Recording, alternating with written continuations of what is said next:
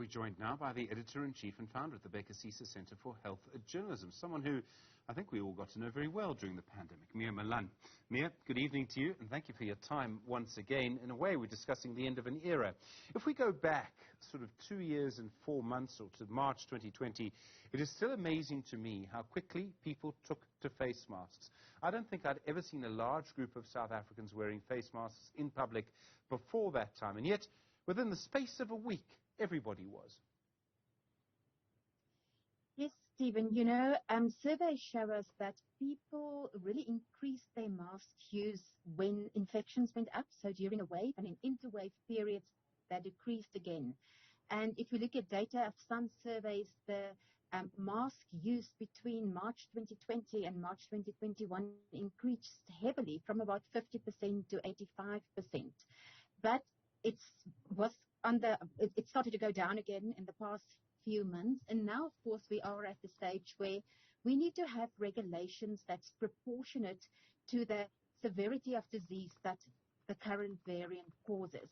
And because for such a long time we have now seen what scientists call a decoupling between the infections and the hospitalizations and deaths. So the rate of death and hospitalizations is considerably lower, even lower with this fifth wave than with the fourth wave, even though it's still Omicron but just sub-variants.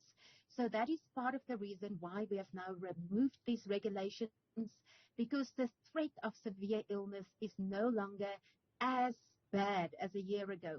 But that doesn't mean that you shouldn't wear a mask when you see yourself at risk. So you can assess your own risk. If you, for instance, have a comorbidity such as diabetes or obesity, then you may still, in certain settings, want to wear a mask. If you go, for instance, to a large religious indoors gathering, you may want to do that. Because just because the regulations have been repealed doesn't mean masks don't work. There's lots of evidence that show they protect you from infecting other people, and they also protect you from getting infected. Despite that evidence, there were quite a lot of divisions during this time. Around the world, there were anti-mask protests. People were divided into whether they wore face masks or whether they didn't. I think masks, in many respects, became either a sign of solidarity with a certain, with traditional science, or a political tool that you used to show that you supported the science. And if you were anti-mask, you perhaps didn't support that science. So it was almost something publicly, visibly, that you could use to express what you believe. And I think, same thing happened. There was lots of anti-things, like anti-vaxxers as well. But we're now at that stage where we need to learn to live with the pandemic. And one of the reasons we, for instance, no longer see so much reporting on daily COVID cases is because that information is no longer as useful as it used to be. Because we used to report COVID cases because if they went up, we used it to make policy decisions. We increased lockdown regulations or decreased them, for instance.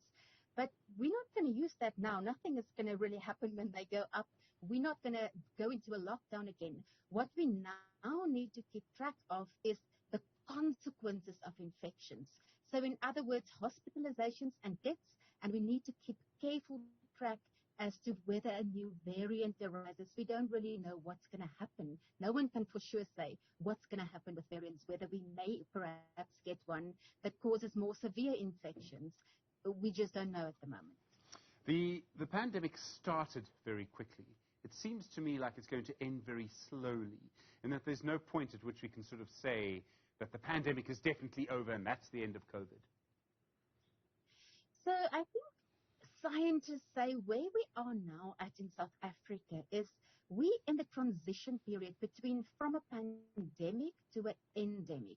And an endemic disease means it's something that's almost always there, but it may, for instance, be seasonal.